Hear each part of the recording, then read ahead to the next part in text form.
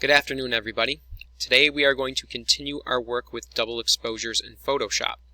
I already have Photoshop open, so let me show you some of the double exposures I made.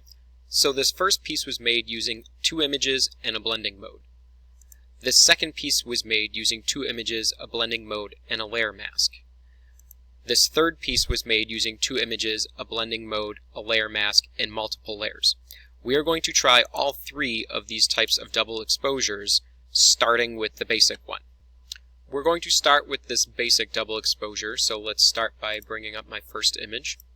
Go to File, Open, and the first one I used was this picture of Master Chief. As you can tell, the size is a lot different, so I cropped down my initial image. So let's go ahead and do that crop. Hit the check mark to accept. Now, the blending mode that we're going to use works well with a white background. So if you find an image that has a white background, then you're good to go. If your image does not have a white background, grab your eraser tool, and we are going to start erasing the background. Oh, sorry, I had my opacity set very low. Bring my opacity back up. And I'm going to start erasing the background behind Master Chief here. You can spend as much time on the erasing as you want for this particular tutorial. I'm just going to get a basic eraser around him. I don't have my brush size too big, so I don't take off any giant chunks of him. But I'm going to carefully go around the best I can so you can see the final product with the blending mode. Once I get to there, I can make my eraser tool really big and get rid of this background.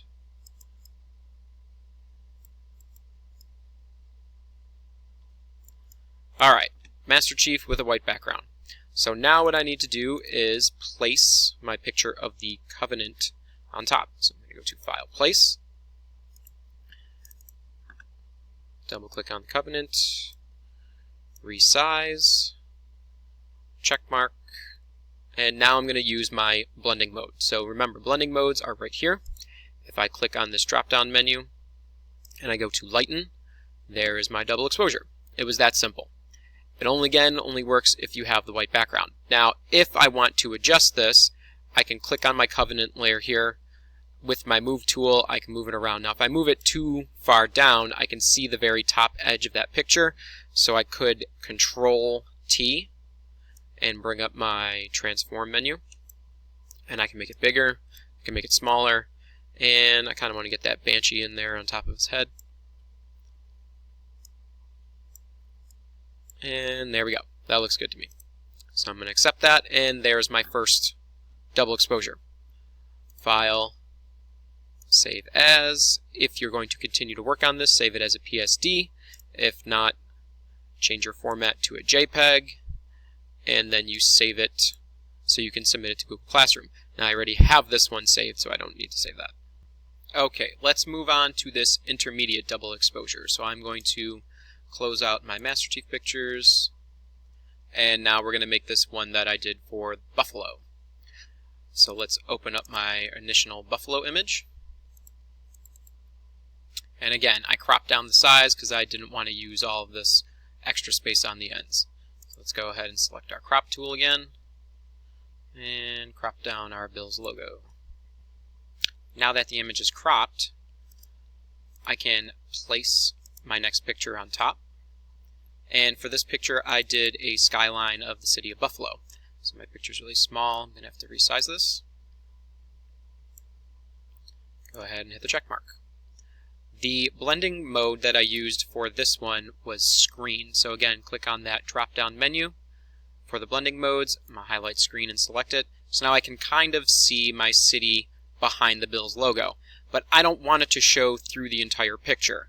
What I wanted was just inside that Buffalo Bills logo. So to do that, I'm going to add a layer mask.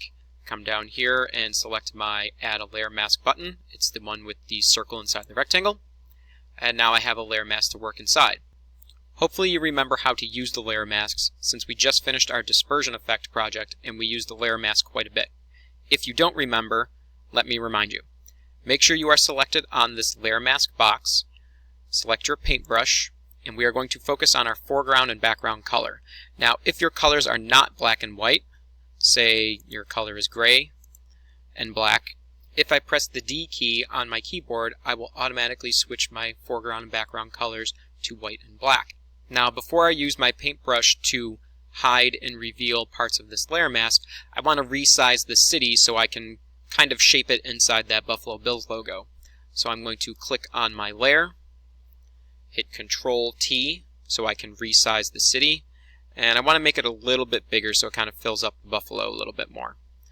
Resize it a little bit bigger and maybe move it so I can see some of the buildings in the front and some of the buildings back here. Now I won't see the tops of these because the logo is so small, but that looks okay to me. Now I can work back inside my layer mask. So I'm going to make sure I click on the layer mask, make sure my paintbrush is selected, and now if I have white and I paint on top of my layer mask, it would reveal what's on there, but since everything is there, it's not doing anything. So I can either come down here and click on these arrows to switch my foreground and background color, or I can press the X key on my keyboard to do that as well. Now that I have black selected, I can hide my image behind the buffalo. Remember to change your brush size to get into smaller areas. So I'm going to go ahead and quickly hide what I can here, just for the sake of finishing this tutorial. It's not going to be perfect, but it'll be good enough for you to understand the concept.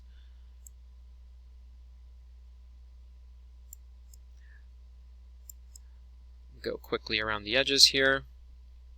So now that I'm bringing out that red and blue wood grain in the background around the Bills logo, hiding the city, and there's my next double exposure. I'm finished with this one, so I can go ahead again and go to File, Save As. If you are going to continue to work on it, leave it as a Photoshop file. If not, change it to a JPEG and save it so you can upload it to Google Classroom. Again, I have this one saved already, so I don't need to resave it, and we can move on to the next double exposure. Let's go ahead and close these two files. And now we need to open our files for this Legend of Zelda one. File, Open. And there's my first picture of Link that I used. Again, I have a white background to work off of, but this original picture had a background that I already erased. Alright, now looking at this double exposure that I made, I think I might make this example a little bit different.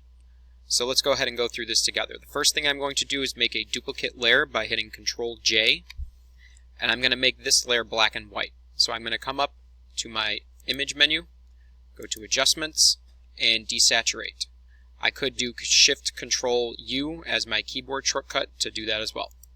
So now I have a black and white image of Link on top of my colored background. I'm going to go ahead and place my next image on top. So let's go to File, Place. And for this I used a background of the Master Sword.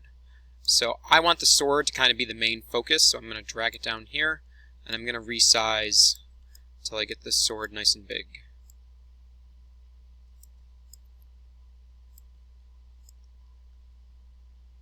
Maybe just a little bit bigger. That looks good right there. So I'm going to go ahead and accept that. Now I'm going to add some layer masks. So if I hide this, I can see my black and white layer, I can see my color layer, and then I have my Master Sword up top. So let's go ahead and add a layer mask to my black and white layer, and a layer mask to the Master Sword layer. Now I'm going to unlock this background layer by double-clicking and hitting OK. I'm going to add a layer mask to that one as well. The blending mode that I'm going to use for this double exposure is going to be Multiply. It's going to bring my black and white image of Link straight up into the forefront. Now, what I want to do is kind of just have this image of Link show in the light that's shining down on the sword here. So I'm going to utilize my layer masks here. The first one I'm going to do is I want to bring his eye color out just to give a little emphasis around the sword and his eyes. So I'm going to go ahead and click on my layer mask, and I'm on black, so I'm going to go ahead and reveal the blue that is behind by hiding this top layer mask. Just to make his eyes pop out a little more. So now what I'm going to do is hide Link in the background there. I want just this part of him to show, so I'm going to hide him everywhere else. So now I'm going to use both of these layer masks to hide him. So if I'm hiding him back here, I have to change my color. I can make my brush a little bit bigger since it's such a big area. As I hide this first part, it's going to show the color beneath him again. So I'm going to have to hide both layers.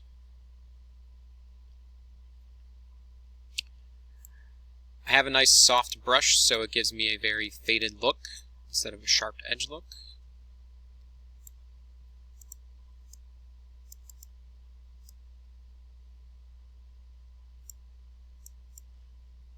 I'm going to keep going through both masks.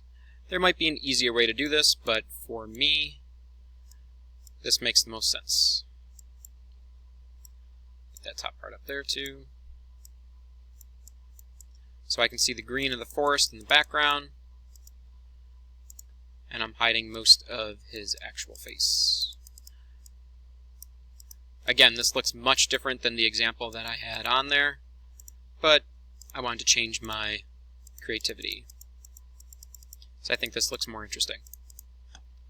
Alright, that's enough of the layer masks. Now this part looks a little too dark to me, so what I'm going to do is go ahead and adjust the opacity of both layers. A little bit higher. Bring that one down even more. Maybe right there. Alright, so that looks good for me. I actually did not end up using this layer mask, so you can go ahead and delete that layer mask if you want. I can save this final picture by going to File, Save As. Again, if you plan on working on it further, save it as a PSD file. If not, change it to a JPEG format so you can submit it to Google Classroom. So my original example does look different, but I kind of like the new one better. So I'm going to go ahead and close both of these. And maybe I will save this one since it's a different one. I'll save this one as a PSD. Okay, so that's it for this tutorial. Go ahead and look at the assignment on Google Classroom and complete all of your required double exposures.